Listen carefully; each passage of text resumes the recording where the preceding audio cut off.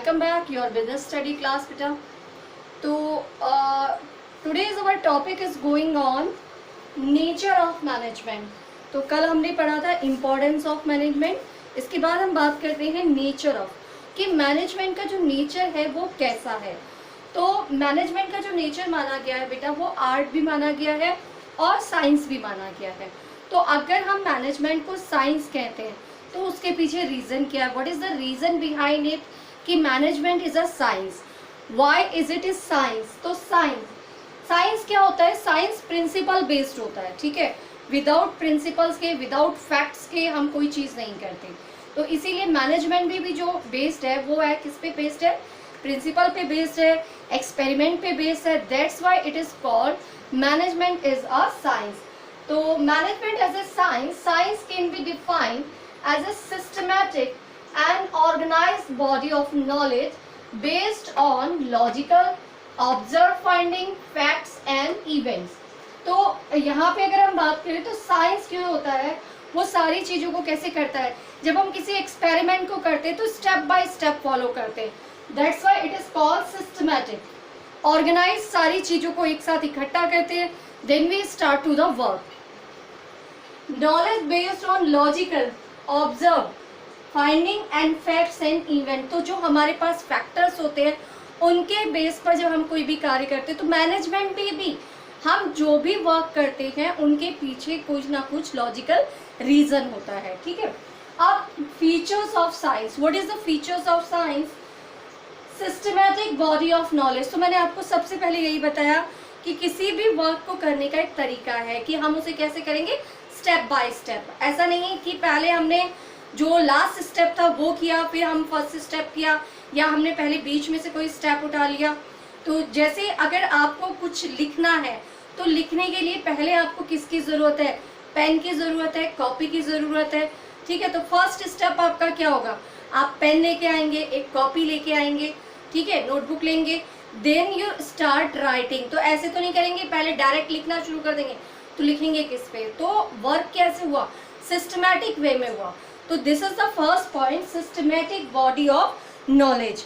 तो कोई भी काम जो हम करते हैं साइंस में, एज ए साइंस मैनेजमेंट में, तो उसमें क्या होता है, सिस्टमैटिकली होना बहुत ज़रूरी होता है, ठीक है। अब नेक्स्ट पॉइंट पे हम आते हैं, principle are based on experimentation.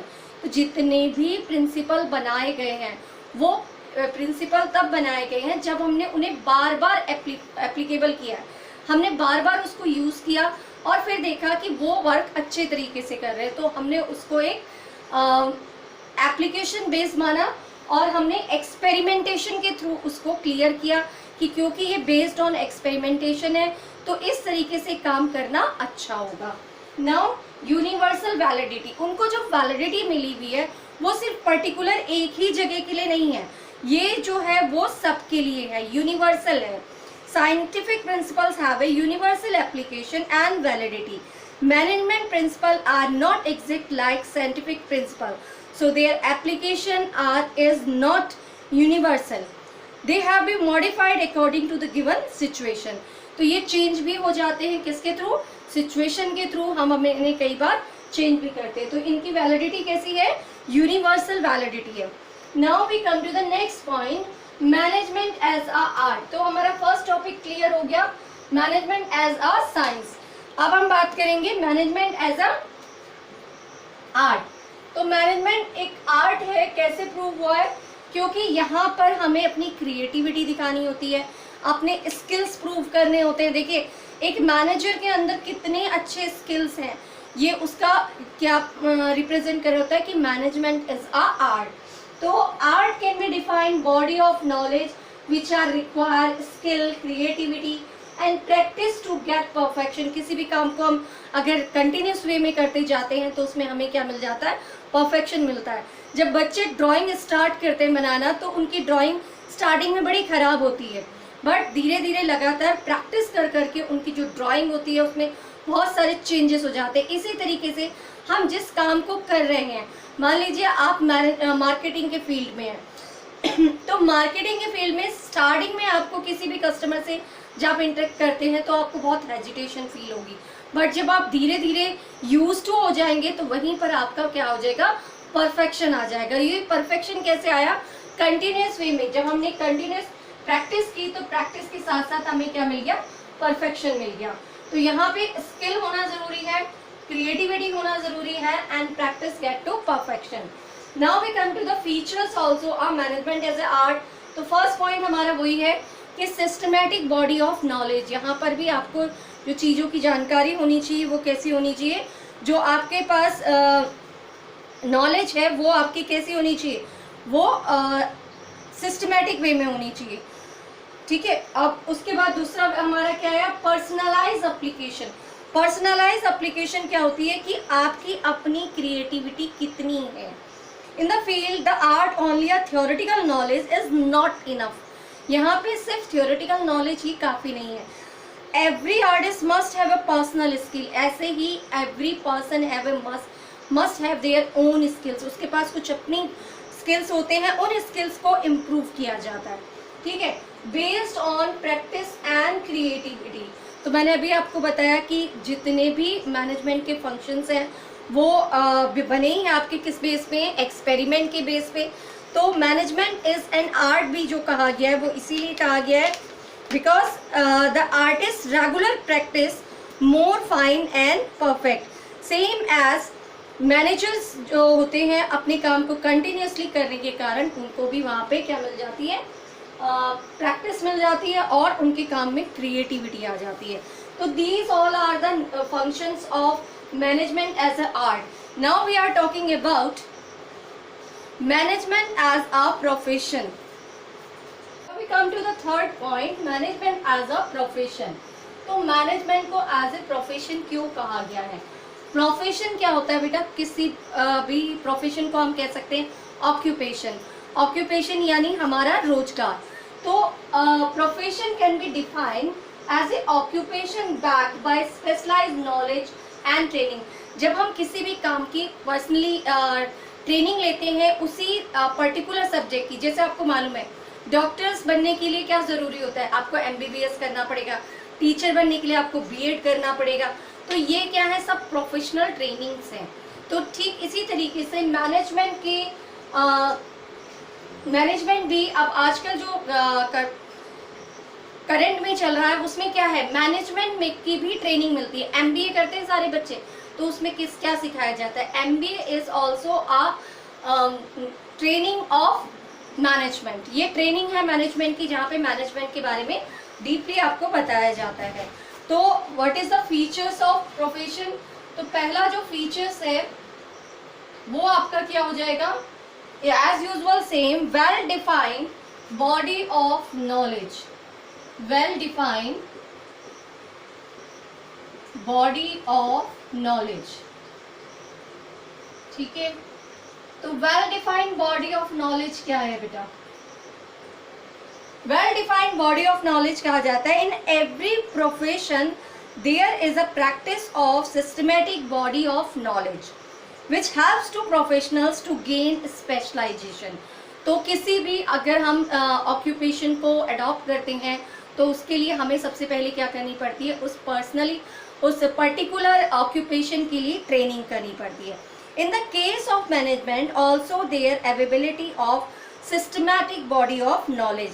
There are large number of books are available on management, and they are scholars are studying various business situation and आपको भी देखो, आपको भी बिजनेस सिचुएशंस, अब बिजनेस स्टडी में केस स्टडी का main part यही है कि आपको तरीके की सिचुएशंस दी जाए, डिफरेंट टाइप्स की, जिन सिचुएशंस को पढ़ के आप, अगर आपके पास बिजनेस में वो प्रॉब्लम होती है तो आप उसे शॉर्ट आउट कर पाएँ। तो यही है well defined body of knowledge. Now restricted entry. So presently this feature of profession is present.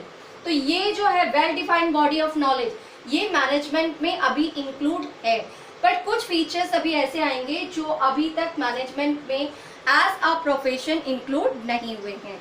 Number 2 आता है हमारा रिस्ट्रिक्टेड एंट्री। रिस्ट्रिक्टेड एंट्री, तो रिस्ट्रिक्टेड एंट्री क्या है? देखो, रिस्ट्रिक्टेड एंट्री होती है कि आप किसी भी पर्सन को रिस्ट्रिक्ट कर सकते, कोई भी आपका प्रोफेशन आके अडॉप्ट ना कर पाए। जैसे हमें मालूम है कि अगर मुझे डॉक्टर बनना है तो मुझे क्या करना है, MBBS करना, बट मैनेजमेंट के साथ ऐसा कुछ नहीं है, कोई भी बंदा आ जाता है वो आके मैनेजर बन जाता है। तो क्योंकि हमारे पास कोई भी रिस्ट्रिक्टेड एंट्री नहीं है कि नहीं आपने MBA नहीं किया तो आप मैनेजर नहीं बन सकते, तो there is no any restricted entry. So presently this feature of profession is not present in management. तो ये वाला जो अभी तक पोर्शन है रिस्ट्रिक्टेड एंट्री का, ये अभी तक इंक्लूड नहीं हुआ है। अब हम बात करेंगे थर्ड पॉइंट,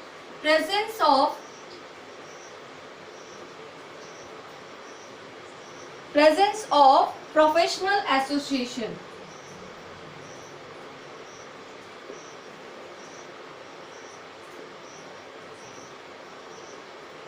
तो प्रोफेशनल एसोसिएशन क्या है बेटा? प्रोफेशनल एसोसिएशन से देखिए जितने भी कोर्सेज होते हैं उनकी सबकी अपनी अपनी एसोसिएशन बनी होती है, लेकिन मैनेजमेंट की ऐसी कोई एसोसिएशन नहीं है।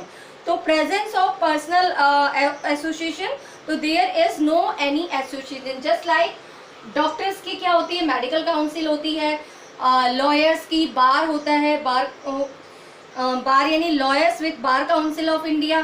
तो इसी तरीके की जितने भी प्रोफेशंस हैं वो किसी ना किसी एसोसिएशन से अटैच होते हैं, लेकिन जो मैनेजमेंट है इसमें ऐसे कोई भी एसोसिएशन नहीं है। So this feature is also not added in the management. ठीक है, अब अगर हम इसके बाद बात करें तो नेक्स्ट पॉइंट हमारा आता है existence of ethical order codes। existence of ethical code। ethical code क्या होता है बेटा? तो देखो ethical code है, in every profession there are set of ethical codes fixed by professional organization and are binding all the professionals of that professions। but यहाँ पर management में अभी तक ऐसा कोई भी एथिकल कोड नहीं है कि आप इसको अडॉप्ट करेंगे तभी आप मैनेजर बन सकते हैं या मैनेजमेंट का वर्क कर सकते हैं। ठीक है, so this point is also not added in as a management as a profession. अब इसके बाद हमारे पास आ जाता है सर्विस मोटिव।